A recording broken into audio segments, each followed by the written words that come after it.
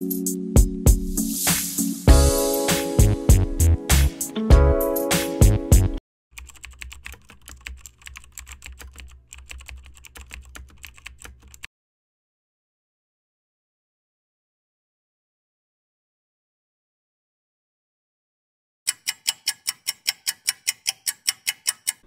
Clock is ticking.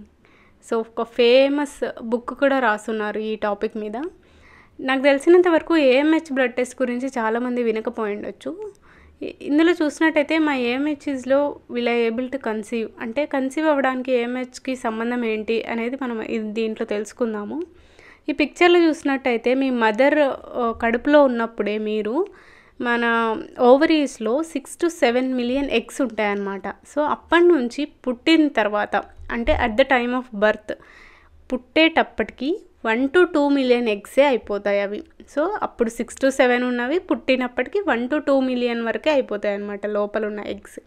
So at the time of puberty అంటే 12-13 years వచ్చేపాటికి అవి కాస్త 3 lakhs to 4 lakhs ఎగ్స్ అవుతాయి అన్నమాట 1 to 2 మిలియన్ నుంచి.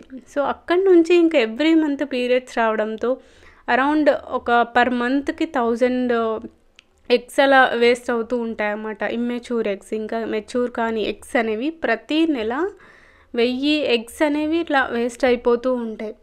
సో దీన్ని బట్టి మనకు తెలుస్తుంది ఏంటంటే అమ్మాయికి ఏజ్ పెరిగే కొద్దీ ఎగ్స్ అనేవి తగ్గిపోతూ ఉంటాయి. So egg number decreases as we age.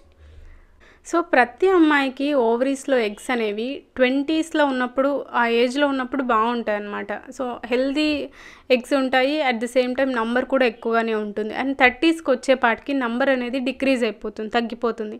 And 30s నుంచి 35, 40sకి వచ్చేపాటికి ఇంకా డ్రాప్ అయిపోతుంది అనమాట. సో ఎప్పుడైనా సరే ఈ స్టడీస్కి కానీ కెరియర్ పరంగా ఇలా ఎక్కువ ఇయర్స్ వేస్ట్ చేసుకోవాలన్నప్పుడు కానీ లేదంటే పెళ్ళైన వాళ్ళైతే కన్సీవ్ అవ్వట్లేదు అన్న సిచ్యువేషన్లో ఉన్నట్టయితే ఈ ఏఎంహెచ్ టెస్ట్ అనేది ఒకటి ఉంటుంది అనేసి గుర్తుపెట్టుకోవాలన్నమాట. సో అసలు ఈ ఏఎంహెచ్ అంటే ఏంటంటే యాంటీ ములేరియన్ హార్మోన్.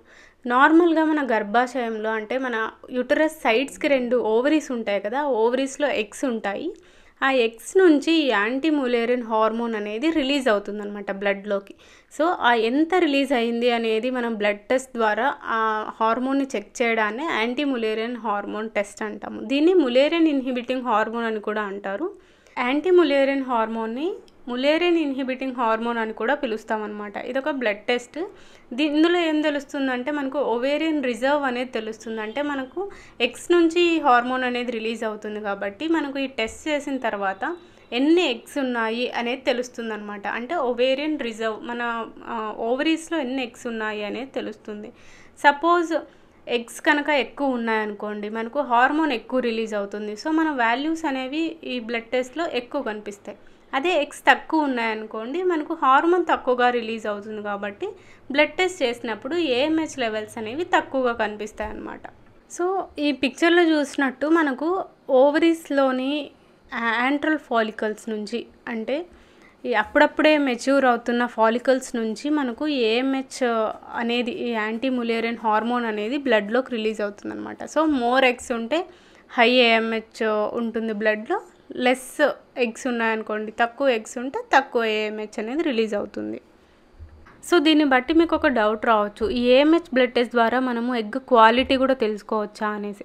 నార్మల్గా ఏఎంహెచ్ బ్లడ్ టెస్ట్ ద్వారా మనం క్వాంటిటీ మాత్రమే తెలుసుకుంటాం. అంటే ఎన్ని సెల్స్ ఉన్నాయి అనేది తెలుస్తుంది కానీ ఎలా ఉన్నాయి దాని క్వాలిటీ ఏంటి అనేది తెలియదు అనమాట. సో దాన్ని ఓవేరియన్ రిజర్వ్ అంటారు. సో ఈ ఓవేరియన్ రిజర్వ్ అనేది కన్ఫామ్గా ఏఎంహెచ్ బ్లడ్ టెస్ట్ ద్వారా కన్ఫర్మ్ చేయొచ్చా అంటే కరెక్ట్ కాదు. ఎందుకంటే దీంతో పాటు అల్ట్రాసౌండ్ కూడా చూడాలన్నమాట. అల్ట్రాసౌండ్ చూసిన తర్వాత ఇలా యాంట్రల్ ఫాలికల్ సెల్స్ అనేవి కనిపిస్తాయి. ఇక్కడ లెఫ్ట్ సైడ్లో చూసినట్టయితే మనకు 10 cells ఉన్నాయి, అదే రైట్ సైడ్లో చూస్తే 2 cellsే ఉన్నాయన్నమాట. సో కొంతమందికి ఏఎంహెచ్ లెవెల్స్ తక్కువగా ఉన్నా కూడా అల్ట్రాసౌండ్లో ఎక్కువ సెల్స్ అనేవి చూపిస్తాయి అన్నమాట. సో అలా రెండింటిని చూసుకొని డిసైడ్ అవ్వాలి కన్ఫర్మేషన్గా. అండ్ హై ఏఎంహెచ్ ఉందనుకోండి ఈ ఓవేరియన్ సెల్స్ ఎక్కువగా ఉన్నట్టు అర్థం అనమాట. నార్మల్గా పీసీఓడి ఉన్న వాళ్ళలో ఇలా సెల్స్ ఎక్కువగా ఉంటాయన్నమాట. సో ఈ ఎక్కువ సెల్స్ ఉండి ఎక్కువ ఏఎంహెచ్ నార్మల్ కంటే ఎక్కువ లెవెల్ వచ్చింది అంటే పీసీఓడి ఉంటుంది అనేసి మనం డౌట్ పడవచ్చు. అండ్ తక్కువ సెల్స్ ఉన్నాయి అనుకోండి, తక్కువ ఏఎంహెచ్ అనేది బ్లడ్లో రిలీజ్ అవుతుంది. మనకు ఏఎంహెచ్ లెవెల్స్ అనేవి నార్మల్ కంటే తక్కువగా వస్తాయి. సో అలాంటి వాళ్ళు ఖచ్చితంగా గైనకాలజిస్ట్ని కానీ ఇన్ఫర్టిలిటీ స్పెషలిస్ట్ని కానీ కలిసి ట్రీట్మెంట్ తీసుకోవాలన్నమాట. సో నార్మల్ లెవెల్స్ చూసుకున్నట్టయితే మనకు 1.5 లేదా 2 నుంచి 4 నానోగ్రామ్/మిల్లీలీటర్లు అనేసి చెప్పొచ్చు. దానికన్నా ఎక్కువగా ఉంటే హై ఏఎంహెచ్ అనేసి, దానికన్నా తక్కువగా ఉంటే లో ఏఎంహెచ్ అనేసి చెప్తారు. అండ్ ఇంకొకటి ఏంటంటే చాలా మందిలో అసలు ఏఎంహెచ్ లెవెల్స్ ఎందుకు డిక్రీజ్ అవుతాయి అనేది కొంచెం తెలియదు అనమాట. ఇది మెయిన్గా నేను ఇందాక చెప్పినట్టు ఏజ్ ఒక మెయిన్ ఫ్యాక్టర్. సో ఏజ్ పెరిగే కొద్దీ ఏఎంహెచ్ లెవెల్స్ అనేవి ఖచ్చితంగా డ్రాప్ అయిపోతాయి.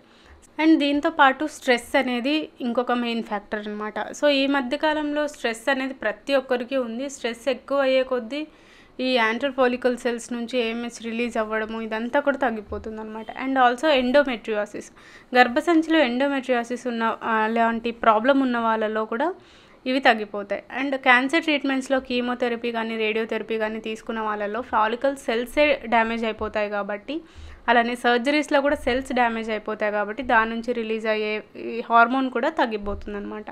అలానే ఆటో ఇమ్యూన్ డిసీజెస్ కానీ లేదంటే జెనెటిక్ ఫ్యాక్టర్స్ అంటే వంశపార్యపరంగా వచ్చే ఫ్యాక్టర్స్ వల్ల కానివ్వండి, లేదంటే ఎన్విరాన్మెంటల్ ఫ్యాక్టర్స్ వల్ల కానీ, అంటే మనం బయట ఉన్న పొల్యూషన్ కానీ మన లైఫ్ స్టైల్ కానీ మన ఏఎంహెచ్ లెవెల్స్ అనేవి ఎఫెక్ట్ చేస్తాయి అన్నమాట. సో ఈ యాంటీములేరియన్ హార్మోన్ అనేది ఒక బ్లడ్ టెస్ట్. సో మన హార్మోన్ అంతా కూడా బ్లడ్లోకే రిలీజ్ అవుతుంది కాబట్టి బ్లడ్ శాంపుల్ తీసుకొని ఈ ఏఎంహెచ్ టెస్ట్ అనేది చేస్తారు. సో దీనివల్ల మనకు ఓవేరియన్ రిజర్వ్ అనేది తెలుస్తుంది, అంటే మనకు ఎన్ని సెల్స్ ఉన్నాయి అనేది తెలుస్తుంది.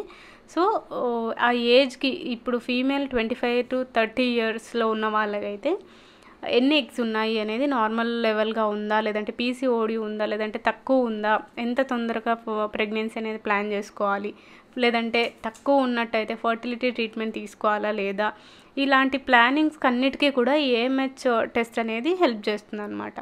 సో దీనికి ప్రిపరేషన్ అంటూ ఏమీ లేదు, ఎనీ టైంలో కూడా చేసుకోవచ్చు అనమాట. అంటే మార్నింగ్ ఫాస్టింగ్ ఉండి చేసుకోవాలా, పీరియడ్స్ ఉన్న టైంలో చేసుకోవచ్చా లేదా బ్లడ్ టెస్ట్ అనేది డౌట్ ఉంటుంది. ఎప్పుడైనా చేసుకోవచ్చు మంత్లో, అండ్ డేలో ఏ టైంలో అయినా చేసుకోవచ్చు అనమాట.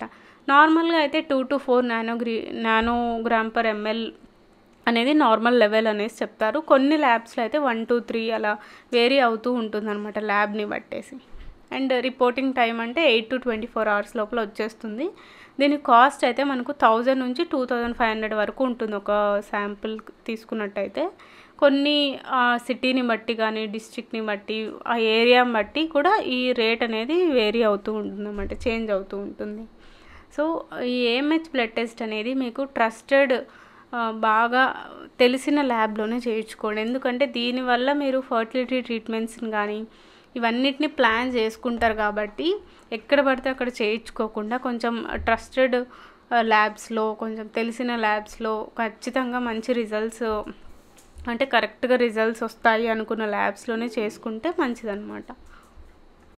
అండ్ ఇన్ఫర్టిలిటీ ట్రీట్మెంట్స్ గురించి ఎందుకు చెప్పానంటే, ఇలా మనం లాస్ట్ వీడియోస్లో మాట్లాడుకున్నట్టు ఐయుఐ కానీ ఐవీఎఫ్ కానీ ఇలా ఏదైనా ఇన్ఫర్టిలిటీ ట్రీట్మెంట్ చేసుకోవాలా అనేసి మీరు కన్సల్ట్ అయినప్పుడు డాక్టర్ని మీకు ఫస్ట్ చేసేది ఏఎంహెచ్ బ్లడ్ టెస్టే. సో ఫస్ట్ డాక్టర్ మీ ఏఎంహెచ్ లెవెల్స్ చూసిన తర్వాతే మీకు లో ఏఎంహెచ్ లెవెల్స్ ఉన్నట్టయితేనే ఇన్ఫర్టిలిటీ ట్రీట్మెంట్స్ అనేవి ఫాస్ట్గా స్టార్ట్ చేస్తారనమాట.